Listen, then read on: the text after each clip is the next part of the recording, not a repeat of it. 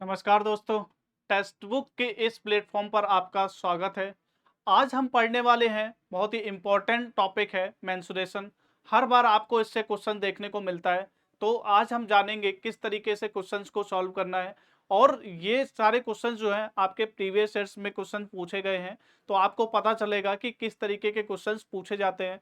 सबसे इम्पोर्टेंट है अप्रोच, क्या अप्रोच फॉलो करना है, किस तरीके से क्वेश्चंस को अटेम्प्ट करना है। तो हम देखते हैं मेंस्ट्रुएशन में। ये आपको क्वेश्चन दिया गया है, ये आपका 17 फेब 2022 में एग्जाम में पूछा गया है। तो बहुत ही सिंपल क्वेश्चन है, अगर आप एक बार पढ़ेंगे। What is the volume of the soil in an open pit of size 2 metre into 2 metre into 10 centimetre. मतलब एक ओपन पिट है, एक हम कह सकते हैं एक गड्ढा है इस तरीके का, ऊपर इस तरीके का है, नीचे ये है, एक गड्ढा है। वहां पर हमें वॉल्यूम ऑफ सॉइल, इसमें अगर सॉइल फिल करनी हुई, अगर इसमें हमें सॉइल फिल करनी हुई तो हमें क्या कितना वॉल्यूम लगेगा, सॉइल का कितना वॉल्यूम लगेगा, वो हमें बताना है। ठीक है, इस तरीके का मैंने एक आपको बताया है। तो यहाँ पर तीनों डायमेंशन आपको दी गई हैं, तीनों डायमेंशन आपको दी गई हैं। तो वॉल्यूम क्या हो जाएगा, वॉल्यूम का क्या फॉर्मूला होता है, एल बी इंटू एच। मतलब length, width and height. Length, width और हाइट सारी दी गई है। हमारी 2 मीटर है इंटू 2 मीटर। अब ये हमारे दी गई है 10 सेंटीमीटर। इसको अगर मीटर में करेंगे तो 10 इंटू 10⁻²। ठीक है, तो ये आ जाएगा 0.1 मीटर। ठीक है, ये भी आपका मीटर में आ गए। तो इस तरीके से अगर आप देखोगे तो इंटू 0.1, इसको सॉल्व करेंगे 0.4 मीटर क्यूब, सारा मीटर में आ गया तो 0.4 मीटर क्यूब, ये आपका आंसर हो जाएगा। देखिए इस तरीके के क्वेश्चंस आपको पूछे जाते हैं। नेक्स्ट क्वेश्चन हम देखते हैं। नेक्स्ट क्वेश्चन है हमारा, 3 strips of 10 metre width each are placed along a equator, tropic of cancer and the arctic circle respectively. The relationship among of the area of the strip. ठीक है, यहाँ पर क्या किया गया है, स्ट्रिप्स ऑफ 10 मीटर विड्थ, यहाँ पे विड्थ दी गई है। जो सारी स्ट्रिप्स है, तीनों स्ट्रिप्स हैं, उनकी विड्थ हमें दी गई है। तो वो आपकी क्या है, 10 सेंटीमीटर, सॉरी 10 मीटर, 10 मीटर आपकी विड्थ है। अब क्या बोला गया है, इक्वेटर पर जो लाइन है और ट्रॉपिक ऑफ कैंसर पे और आर्कटिक सर्किल पे। तो अगर हम बात करें 10 आपका है, ये देखिए आप अर्थ की एक्सिस हमने दिखाई हुई है। तो आर्कटिक सर्किल आपका ये हो गया, tropic of circle and tropic of capricorn, Antarctica circle. तो अगर आप देखेंगे ना, तो ये लाइन सबसे ज्यादा लंबी है, फिर उससे लेंथ कम ही है, ये फिर लेंथ है। ठीक है, तो हमें एरिया निकालना है। एरिया के लिए हमारे विड्थ ऑलरेडी दी गई है और यहाँ से आपको लेंथ देखना है। तो लेंथ सबसे ज्यादा किसकी होगी, इक्वेटर वाले की सबसे ज्यादा लेंथ होगी। देन आपका टॉप इसका हो जाएगा ट्रॉपिक ऑफ कैंसर का, एंड देन इसकी आपके हो जाएगी आर्कटिक सर्किल की। आर्कटिक सर्किल आपके सबसे ऊपर है, तो यहाँ पे लेंथ जो हो जाएगी वो उसकी सबसे कम हो जाएगी। तो अगर हम देखेंगे, जब विड्थ आपकी फिक्स है, ठीक है, लेंथ वेरिएबल है, तो लेंथ जिसकी ज्यादा होगी उसका एरिया ज्यादा होगा। तो लेंथ सबसे ज्यादा किसकी है, A1 आपका इक्वेटर की, A1 A2 एंड A3। तो इस तरीके से आपका ये आंसर आ जाएगा। और फर्स्ट नहीं होगा, ये आपका फोर्थ आंसर हो जाएगा। ठीक है, यहाँ पर आपको क्या बोला गया है कि 10 मीटर आपका फिक्स है, विड्थ आपकी फिक्स हो गई, तो यहाँ पे लेंथ वेरिएबल है, जिसकी लेंथ ज्यादा होगी उसका एरिया ज्यादा हो जाएगा, क्योंकि एरिया का क्या फार्मूला होता है, लेंथ इनटू विड्थ। ठीक है, ये भी क्वेश्चन आपका हो गया। नेक्स्ट क्वेश्चन देखते हैं। M and N are the mid point of AB and CD respectively of a square ABCD। तो जैसा दिया गया है वैसा बना लेते हैं। एक स्क्वायर है, इस तरीके का एक स्क्वायर है, A B C and D, इस तरीके से हमने बना लिया। अब ये हमारा स्क्वायर है और सारे स्क्वायर की जो साइड दी गई है वो 12 सेंटीमीटर दी गई है। तो इसको हम लिख लेते हैं 12 सेंटीमीटर। जो भी आपको गिवन है उसको हम डायग्राम में एक बार लिख लेते हैं। Take a point P on M and N। ये भी दिया गया था आपको, M and N are the mid points of A B. A B का मिड पॉइंट एम हो गया, ये आपका एन हो गया, ठीक है। अगर इनको हम मिला देते हैं तो ये वाली लेंथ सेम है क्योंकि ये मिड पॉइंट हो गया। तो अभी यहाँ पे लिखते नहीं है, एम ऑन एंड हो गया। आगे क्या दिया गया है, take a point P on M N, M N पर एक पॉइंट बनाना है हमें, जो कि मान लिया यही पॉइंट है हमारा पी, ठीक है। और क्या बोला हुआ है कि A P equal to R and P C equal to S. A P ये आर हो गया, अगर ये देखें तो आपका एस है, ठीक है। The area of the triangle whose side R S and 12 centimetre, R S and 12 centimetre. तो यहाँ पे तो कोई बन नहीं रहा है। अब इसका हम पहले देखते हैं कि इसकी लेंथ कितनी होगी। इसकी लेंथ निकालने के लिए आपको क्या करना होगा कि ये ट्रायंगल आप देखो, एक ट्रायंगल आपको ये देखना है, एक ट्रायंगल आपको ये देखना है, ठीक है। अब ये दोनों सिमिलर ट्रायंगल्स हो जाएंगे क्योंकि जो ये लेंथ इसकी सेम है, A M equal to B M हो गया, ठीक है। और या इनका एंगल सेम हो जाएगा, तो angle A M P equal to angle B M P, and इनकी एक साइड भी सेम है, पी एम, पी एम है, दोनों के लिए कॉमन है पी एम। तो अगर तीन चीजें सेम होती हैं तो दोनों जो ट्रायंगल होते हैं वो सिमिलर हो जाते हैं। इसका मतलब ये है कि जो अगर इसकी आर लेंथ है ना तो इसकी लेंथ भी आर ही होगी। तो अब हमारे पास जो साइड्स हैं आर एस और 12 सेंटीमीटर, ये वाला ट्रायंगल हमें मिल जाएगा क्योंकि हमारा ये क्या था, स्क्वायर था, ये 12 सेंटीमीटर है तो ये भी हमारा 12 सेंटीमीटर हो जाएगा। तो ये ट्रायंगल जो है आपका, मैं यहाँ पे थोड़ा सा कलर चेंज कर लेता हूँ, ये वाला जो ट्रायंगल है इसका हमें एरिया निकालना है। एरिया का हमको फॉर्मूला पता है, एरिया का फॉर्मूला क्या होता है, 1/2 base into height, base into height होता है, 1/2 बेस इंटू हाइट। अब इसके लिए बेस देखें तो बेस हमारा ये हो गया, इसका लेंथ हमें पता है 1/2 इंटू 12, हाइट, हाइट आपकी ये हो गई, ठीक है। हाइट आपकी ये हो गई। अब इसकी लेंथ कितनी होगी ये आप देखोगे ना तो यहाँ पर आप बता सकते हो क्योंकि ये बाइसेक्ट कर रहा था, बाइसेक्ट कर रहा था तो ये 12 था तो ये 6 हो जाएगा, नीचे भी बाइसेक्ट कर रहा तो ये 6 हो जाएगा। तो हमें जो हाइट जो पता चली वो 6 हो गई। इसको सॉल्व कर लो, 2 6 36, किस में दिया गया था, सारी चीजें सेंटीमीटर में दी गई थी तो सेंटीमीटर स्क्वायर हो जाएगा, 36 सेंटीमीटर स्क्वायर, ये आपका आंसर हो गया, ठीक है। तो सबसे पहले इस तरीके के क्वेश्चंस के लिए जो चीज दी गई है उसको डायग्राम में आप पुट करो। डायग्राम आप जब पुट करोगे तो आपको वहां से दिखने लगेगा इसको कैसे सॉल्व करना है। जब तक आप क्वेश्चन केवल पढ़ते रहोगे तो आपको आइडिया नहीं लगेगा। तो सबसे पहले आपको डायग्राम बनाना है, उस तरीके से आपको पता चलेगा कि आगे इसको कैसे अप्रोच करना है, ठीक है। ये अच्छा क्वेश्चन था, इससे पहले वाले जो क्वेश्चन थे वो थोड़ा सा बहुत इजी थे, डायरेक्ट आप सॉल्व कर पा रहे थे, यहाँ पे आपको थोड़ा सा दिमाग लगाना पड़ेगा, ठीक है। नेक्स्ट क्वेश्चन देखते हैं, how many revolutions approximately will a wheel of 56 centimetre diameter make a travelling 22 kilometre. इसमें क्या बोला गया है, एक व्हील है, जो हमारे कार होती है, कोई भी व्हीकल है उसमें जो व्हील लगा हुआ है, जब आप मूव करते हैं तो वो भी रोटेट करता है और आगे बढ़ता जाता है। तो यहाँ पे ऐसे ही बोला गया है कि एक व्हील है जिसका डायमीटर है 56 सेंटीमीटर का डायमीटर है, उसने ट्रैवल किया 22 किलोमीटर।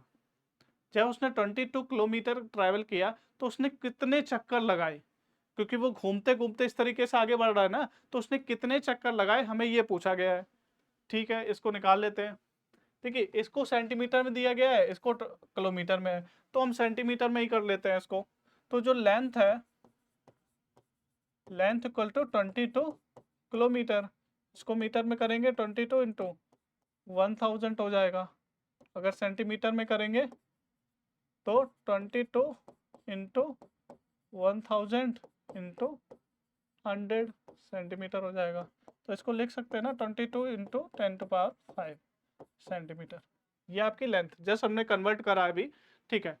अब कोई भी व्हीकल है, कोई भी व्हील है, वो एक चक्कर में कितना ट्रेवल करेगा, कितना लेंथ ट्रेवल करेगा, वो हम जानते हैं।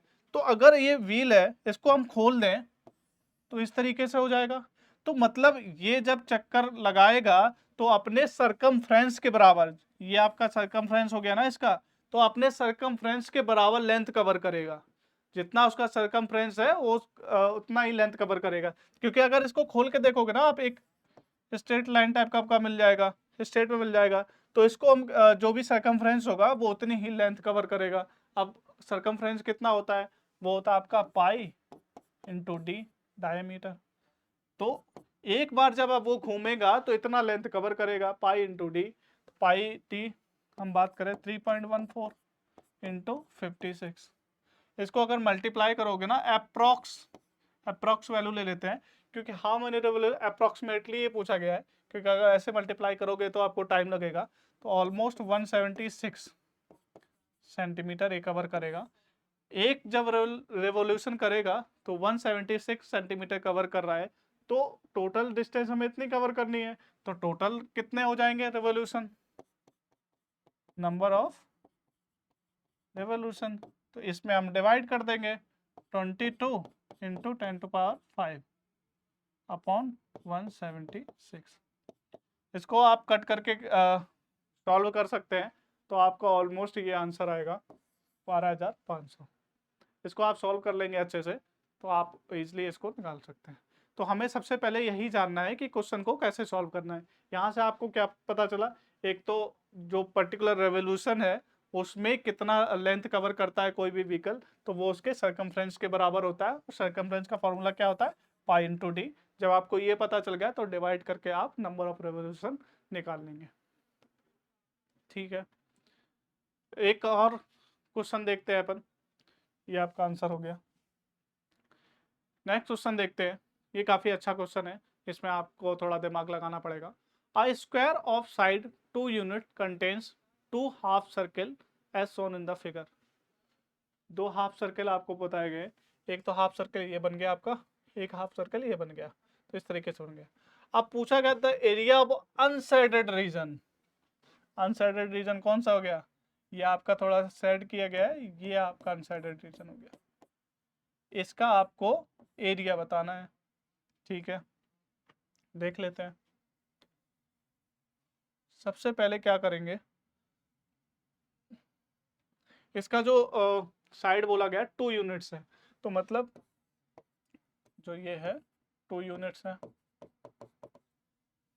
जो ये हो गया वो उसका हाफ हो गया। इधर अगर देखेंगे तो 1 यूनिट हो जाएगा, इधर देखेंगे 1 यूनिट हो जाएगा, ठीक है। अब इसको सॉल्व करने का क्या तरीका है कि हमें जो निकालना है वो हमें ये वाला पोर्शन निकालना है जो कि अनसेडेड है। तो सबसे पहले हमने क्या किया, एक ट्रायंगल यहाँ पे बनाया, ये आपका ट्रायंगल बना दिया, ठीक है। तो ट्रायंगल है, ट्रायंगल का एरिया क्या होता है, मैं यहाँ पे मार्क कर देता हूँ, A B C D O, और ओ इसको कर लेते हैं, इसको करते हैं ई, ठीक है। अब इसका हमने ट्रायंगल का एरिया अगर निकालेंगे, triangle A O B area क्या आएगा, 1 इंटू बेस इंटू हाइट, अभी बताया था 1 into base into height. Base आपका ये हो गया, बेस क्या है 2 यूनिट है, इंटू हाइट, हाइट आपकी ये है, तो 2 यूनिट का हाफ हो गया, ये हाफ ही तो है, तो ये आपका 1 हो गया। इसको सॉल्व करेंगे तो आ जाएगा 2 1 आ जाएगा, 1 आ जाएगा इसका एरिया। अब इसका एरिया हमें पता चल गया, और जो हाफ सर्कल है अगर उसका एरिया भी हम देखें तो कितना आएगा, हाफ एरिया, एरिया सॉरी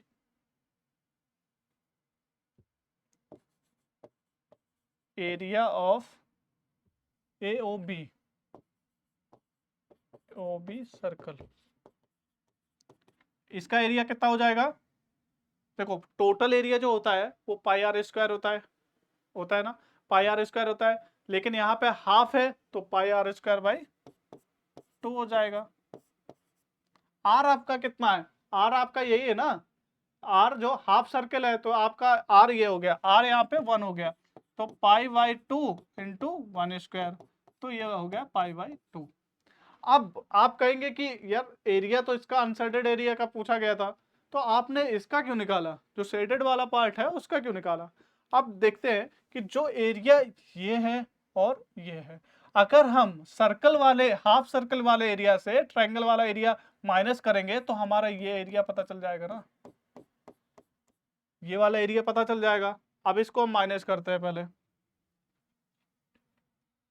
जो मैं इसको बोल रहा हूँ शेडेड एरिया, जो मैंने अभी शेड किया है इसी को मैं बोल रहा हूँ शेडेड एरिया, तो आप समझ जाइएगा शेडेड एरिया इक्वल टू ये आपका पाई बाई 2 है, पाई बाई 2 माइनस 1, 1 क्या है आपका ट्रायंगल का एरिया, ट्रायंगल का एरिया, तो आपका ये जो शेडेड पार्ट है वो आपका हो गया पाई बाई 2 माइनस 1। ठीक है, अब इसको हम फिर से एक बार डायग्राम यहाँ पे बना लेते हैं। ये आपका ये हो गया, अ,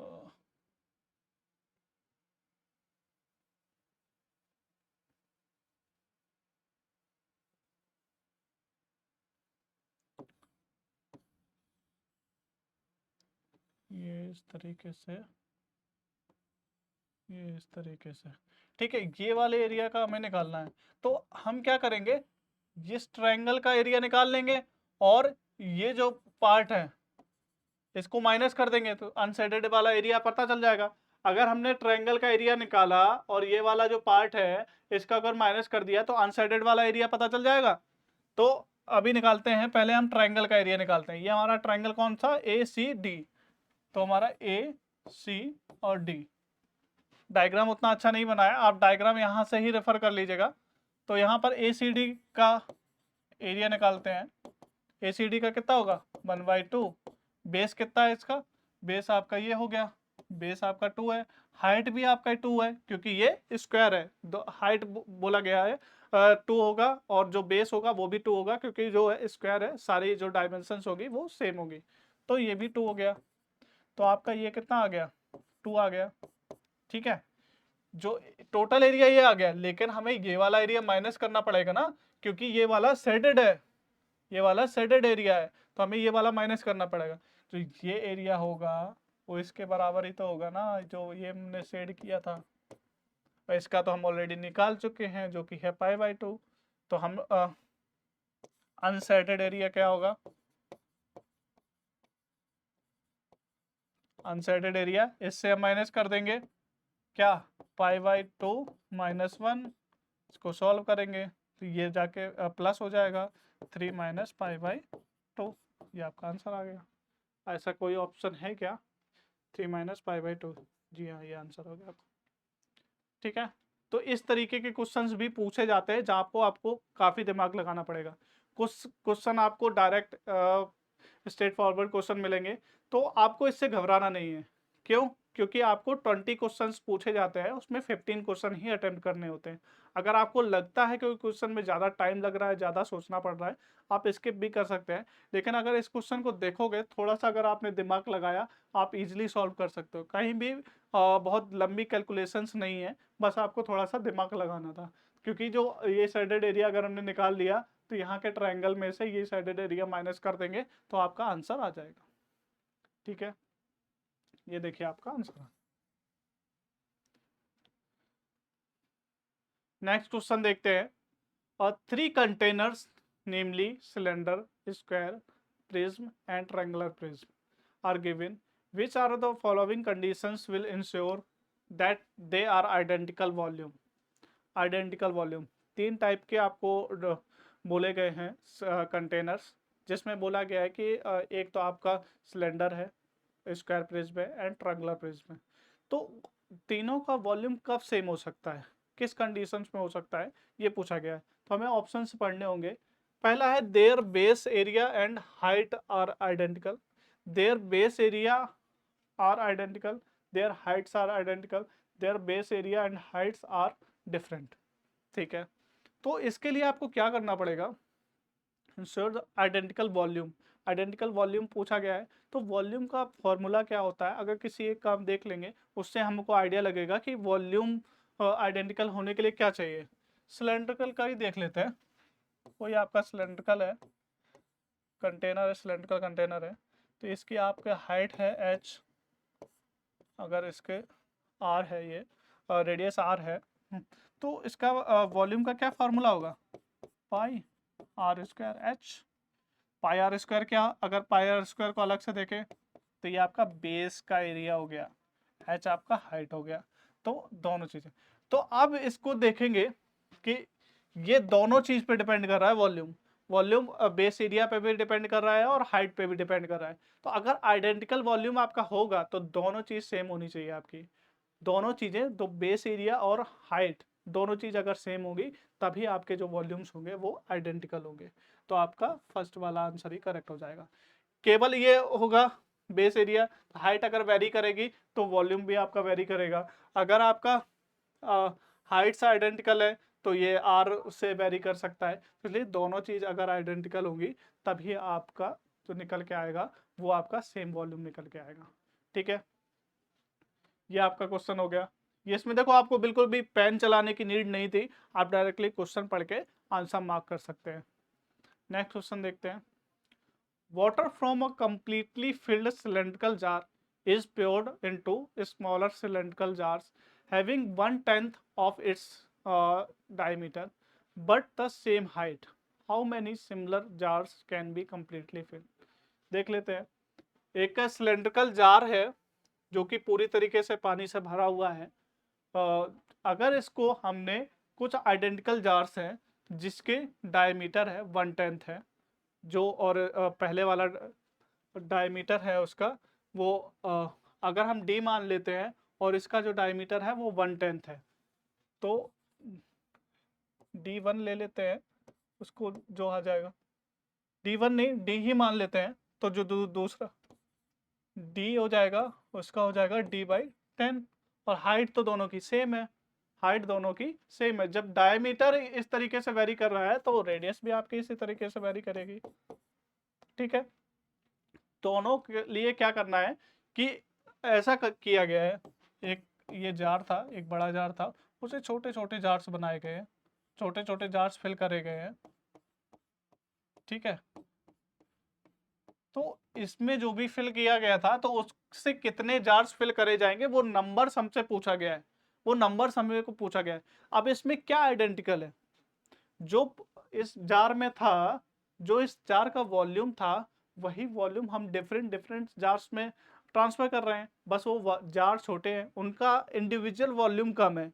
लेकिन अगर हम बात करें यही सारा प्योर करना है तो आपका जो बड़े जार का जो वॉल्यूम था, बड़े जार में अगर वाटर था तो वाटर का जो वॉल्यूम था वही तो वहां पे ट्रांसफर करोगे। तो इस तरीके से बड़े जार और छोटे जार में वॉल्यूम आपका आइडेंटिकल हुआ, दोनों में सेम रहेगा, बस आपका वहां पे क्या हुआ, नंबर ऑफ जार्स बढ़ गए। तो अब यहाँ पे नंबर ऑफ जार्स हमें पूछा गया है। अब यहाँ पे जब वॉल्यूम सेम है तो दोनों का वॉल्यूम हम निकालते हैं, दोनों को इक्वल करते हैं, वहां से नंबर ऑफ जार्स हमें पता चल जाएगा। अगर हम इसका वॉल्यूम बात करें तो इसका वॉल्यूम क्या हो जाएगा, पाई आर स्क्वायर एच। कोई भी सिलेंड्रिकल होता है उसके लिए पाई आर स्क्वायर एच होता है। इसके लिए बात करें पाई आर स्क्वायर, आर इसका क्या है, r/10 है, स्क्वायर एच। इसको सॉल्व करोगे, इसको सॉल्व करोगे तो पाई आर स्क्वायर h/100। तो इन दोनों के वॉल्यूम को अगर हम इक्वल कर दें, तो अगर इनके वॉल्यूम को इक्वल कर देंगे pi are square h equal to, इसमें क्या है, नंबर ऑफ जार्स ज़्यादा है तो वही हमें नंबर ऑफ जार्स हमें निकालना है। तो इसमें के वॉल्यूम के लिए n into pi are square h/100 करना पड़ेगा। पाई आर स्क्वायर एच से pi are square H cut जाएगा, n इक्वल टू 100 आ जाएगा आपका। ठीक है, तो इस क्वेश्चन में भी अगर आपने देखा होगा कि अगर आपने कॉन्सेप्ट समझ लिया, अगर आपको पता चल गया कि यार यहाँ पे ना दोनों का वॉल्यूम जो है वो आइडेंटिकल है, दोनों का बस हमें वॉल्यूम सेम करना है, वॉल्यूम इक्वल करना है, वहां से हमें नंबर ऑफ जार्स पता चल जाएंगे। अगर आपने ये कर दिया तो आप डायरेक्टली इसको सॉल्व कर सकते हैं। देखिए इजिली सॉल्व हो गया ये। ठीक है, नेक्स्ट क्वेश्चन देखते हैं। इस क्वेश्चन को देखेंगे, the number of unit squares that can be fitted inside a circle of some finite diameter d is at the most. क्या बोला गया है, एक सर्कल है और उसके अंदर कितने स्क्वायर फिट हो सकते हैं। एक हमने ये कर दिया, इधर कर दिया, इधर कर दिया, इस तरीके से कितने स्क्वायर फिट कर सकते हैं। जो डायमीटर है वो d दिया गया है, ठीक है। Number of unit square, unit square का क्या मतलब है, जो स्क्वायर है उसकी जो साइज है वो 1 यूनिट है, ऐसा बोला गया है। अगर एक साइड 1 है तो सारी साइड 1 ही होंगी, क्योंकि वहां पे स्क्वायर बोला गया है। तो ये आपका हो गया। तो अब हमसे ये पूछा गया है, n मान लेते हैं, n नंबर्स जो ऑफ स्क्वायर है इसके अंदर फिट होंगे। तो देखेंगे हमेशा क्या होगा, जो भी n नंबर ऑफ स्क्वायर्स होंगे, n नंबर ऑफ जो भी स्क्वायर होंगे, उसका जो वॉल्यूम होगा, उसका जो वॉल्यूम होगा वो इससे कम होना चाहिए। जो सिलेंड्रिकल है उससे आपका कम होना चाहिए। वॉल्यूम क्या, वॉल्यूम यहाँ पे नहीं आएगा, वॉल्यूम की जगह आपका एरिया आ जाएगा, क्योंकि जो भी एरिया है वो इससे कम होना चाहिए। तो अगर हम इसका एरिया निकालें तो 1 इंटू 1, टोटल एरिया अगर हम निकालें सारे जो भी हमारे स्क्वायर होंगे तो n इंटू 1 इंटू 1, इसका एरिया हमारा क्या आ जाएगा, n आ जाएगा। और इसका एरिया अगर हम बात करें तो पाई आर स्क्वायर आ जाएगा, ठीक है। पाई आर स्क्वायर, अगर डी हमें दिया गया है, सारी चीजें डी में बात करी गई हैं, तो पाई डी स्क्वायर बाई 4 आ जाएगा, ठीक है। इसका एरिया ये है और इसका एरिया ये है। तो जो भी n होगा, n होगा वो हमारा किससे कम होगा, n जो हमारा कम होगा पाई डी स्क्वायर बाई 4। n क्या है, n हमारा टोटल एरिया है, यहाँ पे नंबर्स की बात मत करना, यहाँ पे जो टोटल एरिया है, स्क्वायर जितने भी स्क्वायर आ सकते हैं उनका टोटल एरिया है। तो वो जो n होगा हमेशा पाई डी स्क्वायर बाई 4 से कम होगा। ऑप्शन देख लेते हैं, पाई डी स्क्वायर के बराबर होगा, नहीं होगा। ये ये वाला देखेंगे, पाई डी स्क्वायर बाई 4 के बराबर होगा, पाई डी स्क्वायर बाई 4 के बराबर होगा, नहीं, बराबर नहीं होगा, कम होगा, यहाँ पे बराबर नहीं होगा, कम होगा, इसलिए ये भी इनकरेक्ट हो जाएगा। पाई डी माइनस 1 स्क्वायर बाई 4, ये भी इनकरेक्ट हो जाएगा, ये आपका करेक्ट हो जाएगा, क्योंकि यहाँ पे बोला गया पाई डी स्क्वायर माइनस 4 माइनस 1, मतलब पाई डी स्क्वायर बाई 4 से कम आ रहा है, तो आपका ये वाला आंसर करेक्ट आ जाएगा। एक बार आप क्वेश्चन को फिर से देखेंगे, जब आप क्वेश्चन एक बार आपको नहीं समझ में आता है, फिर से अगर आप पढ़ेंगे तो आपको समझ में आएगा कि किस तरीके से क्वेश्चन को अटेम्प्ट करना है। तो ये सारे क्वेश्चन थे जो आज हमने डिस्कस किए। मेंसुरेशन बहुत ही इंपॉर्टेंट टॉपिक है, पार्ट ए के लिए देखेंगे तो बहुत ही इंपॉर्टेंट टॉपिक है, इसको आपको जरूर पढ़ के जाना है। इसमें सबसे ज़्यादा इंपॉर्टेंट है, आपको क्वेश्चंस लगाने होंगे, क्वेश्चंस लगाने होंगे, कुछ फॉर्मूलेज हैं जो आपको रिवाइज करने होंगे। अगर आपने जब तक क्वेश्चन नहीं लगाएंगे यहाँ पे, तब तक आपका बात नहीं बनने वाली है, क्योंकि हर बार नए टाइप के क्वेश्चंस पूछे जाएंगे। अगर आपने क्वेश्चंस डिफरेंट डिफरेंट टाइप के क्वेश्चंस लगा लिए तो आपको पता चल जाएगा कि इस क्वेश्चन में किस तरीके से अप्रोच करना है। तो आई होप आपको ये सेशन अच्छा लगा होगा।